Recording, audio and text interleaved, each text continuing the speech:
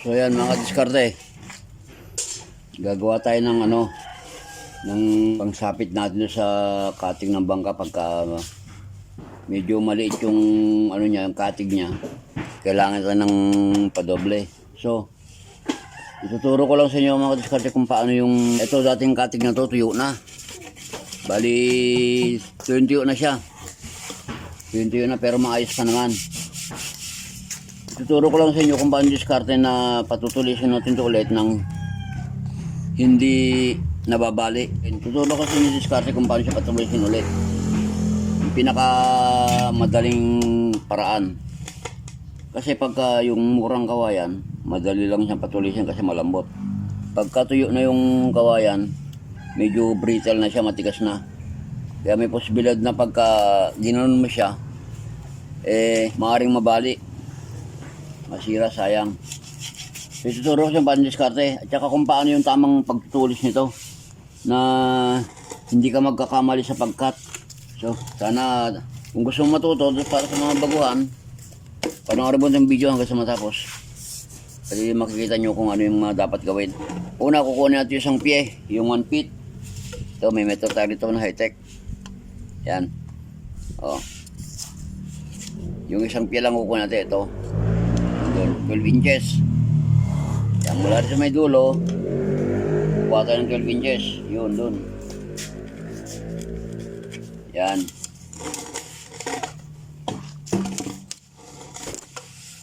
Tapos, lalagyan natin ng guide. Ito na rin yung guide natin, 2 metron to.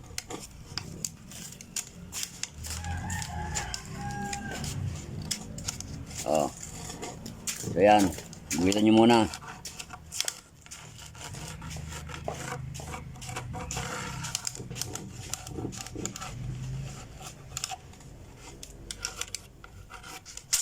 Ayun, may guhit na siya, pabilog. Ngayon, sukatin naman natin kung gaano kalaki yung kataba siya. Para pag nag-cut tayo, dito, alam na natin kung gaano kalalaki yung agwat na dapat nating tanggalin. Tsaka iwan. Cut natin to. So yan mga diskarte, nakuha natin yung circumference niya. Bali, 13/3 siya. 13/3. 13 inches, 3/4.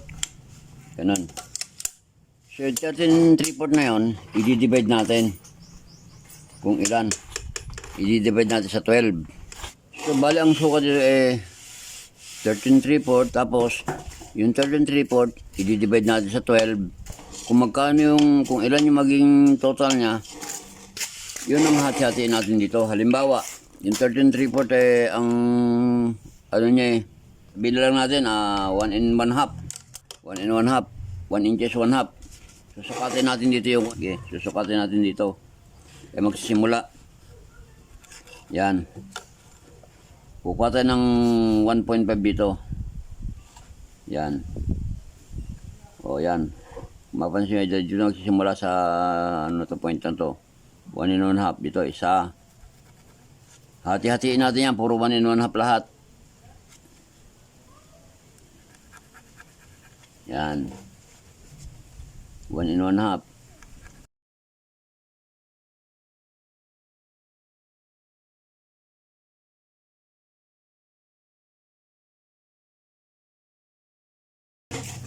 Balik sakto 1 and 1/2 siya. May sobrang konti. Yun lang.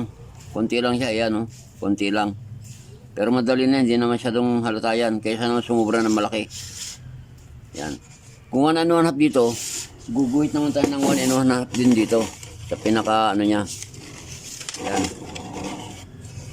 Sa pinaka rib niya. Doon sa may parting tutulisan natin. Lalagyan natin ng tulis. Ito meron ng guhit ito. Ginuhitan ko na. 1 and 1/2 yan. May guhit na siya. Oh. 1 and 1/2 na lahat yan. Yan. Tapos, para hindi kayo maligaw, yan. Yung 1 and 1/2 dito sa dulo to, tsaka yung 1 and 1/2 dito, lalagyan nyo lang siya ng guhit.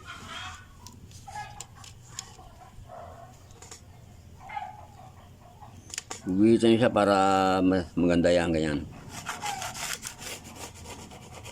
Sana nakikita nyo. Oh. May guhit na siya. Tapos guhitan nyo din sa kabila ulit. Siguraduhin nyo lang mga kadiskarte na pagka halimbawa naguhitan nyo na, ang magiging resulta ng guhit nyo ay magiging magkabilaan yung tulis. Yan, para kung hindi siya magiging magkabilaan, tignan nyo maigi, i-check nyo maigi. Kasi pagka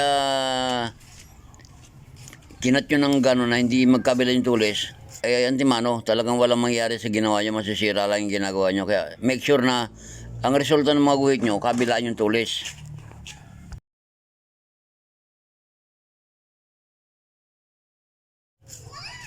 Wala kang mapapanood na ganitong tutorial sa YouTube. Kasi naghahanap na ako ng ganitong tutorial. Wala akong makita. Kaya naisip kong gumawa ng tutorial na ganito. Oh. Yan, guhitan ulit natin dito.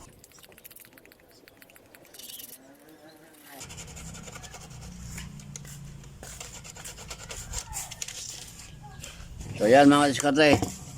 Nalagyan natin ng guhit. Kung napapansin niyo yung mga guhit na yan. Yan, kabilaan yung mga tulis niyan. Yan, tulis ito, tulis sa kabila. Tapos yan ito kakatin natin. Yan, yung mga yan. Katin natin lahat yan. Yan.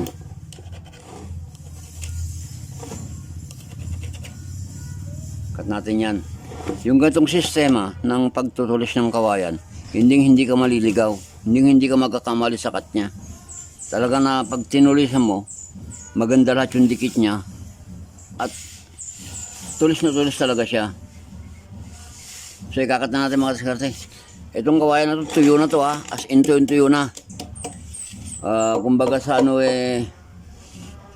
talagang malutong na siya. Na konting ano lang, mababali na. Pero ituturo ko sa inyo kung paano pa ito patutulisin na ganon. Yung sistema niya para tingnan natin, gamit tayo itong grinder na may pang blade na may pangkahoy. Ito yung gagamitin natin. Ingat lang sa paggamit mga diskarte para iwas disgrasya. Matalim kasi ito, pero malambot lang naman to.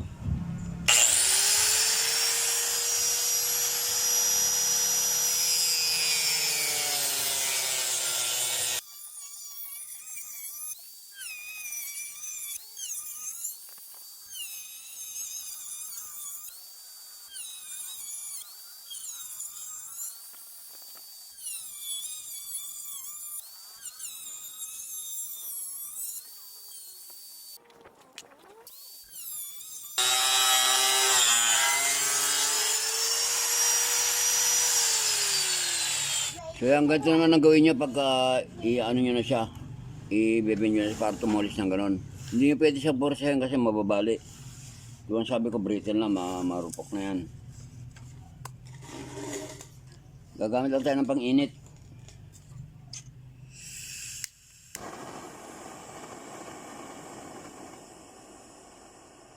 Yan. Hindi masyado malakas yung apoy, mahina lang. Para hindi na masunog. Initan lang natin dito sa may pinakapuno niya. Yan.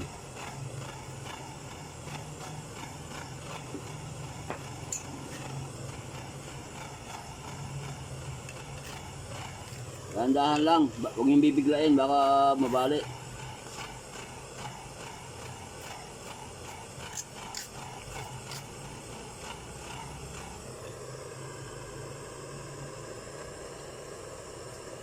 Pag lamig yan, hindi na babalik yan. Ganyan na yan.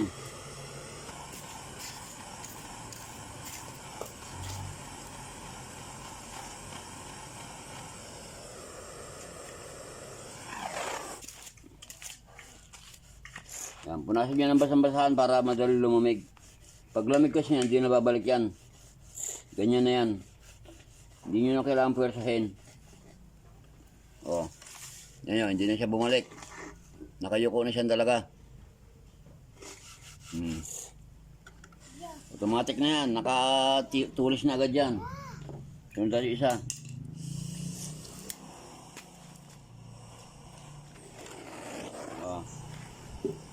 Kahit tuyo yan, pagka ginamitan nyo ng apoy, aayos yan.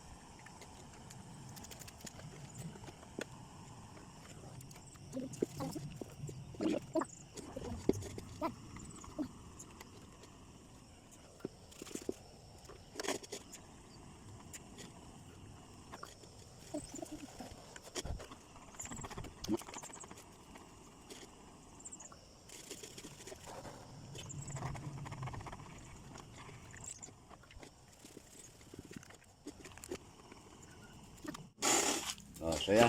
Oh, di ba? Hindi nyo na kailangan pwersahin. Kasi kusya na siyang tumulis. Konting tali na lang. Oh, di perfect. Oh, tingnan nyo yung mga guhit niya. Di ba? Oh. Konti lang, pero maganda yung tulis. So ngayon, tatalian na lang natin ng bahagya para hindi kumalas. Then lalagyan natin ng epoxy mga pagitan niya. Hindi na kami mahirapan na magtulis. Kasi kusa na siya, matulis na siya. Ididikit nyo, gagano nyo na lang ng konti. Ito yung kawayan na to, matagal ng tuyo to. As in tuyot na. So yan, abang-abang na sa mga susunod na mangyayari mga diskarte. Lagyan natin tali ito. Tapos epoxy, then yun na yun, good na. Ayan, ang ganda ng tulis oh. Oh, perfect. Oh, di ba? Ganda. Hindi talaga naligaw sa pagkakat. So yan, tinalian ko muna na temporary para malagyan natin ito ng tatalian natin ng nylon to. Para hindi siya magkahiwa-hiwalay, pero lalagyan mo natin ng konting guide, konti lang.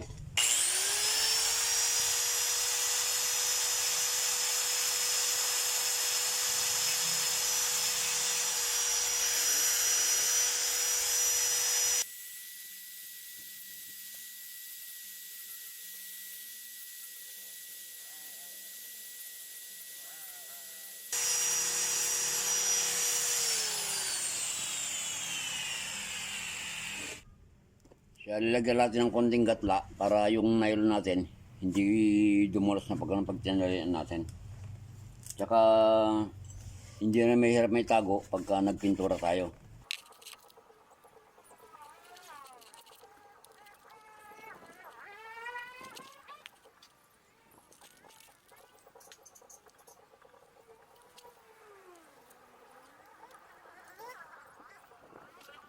So yun na mga diskarte, lalagyan na lang ng epoxy. So yan mga diskarte, hanggang dito na lang. Kung nagustuhan yung video natin ngayon, please naman paki-subscribe yung aking channel at paki-pindot na rin yung notification bell para ma-update pa kayo sa mga susunod natin mga videos. Mga tutorial videos na gagawin. Marami pa tayong gagawin tutorial videos. So hanggang dito na lang. Maraming salamat. Bye bye, God bless. At mabuhay po kayo.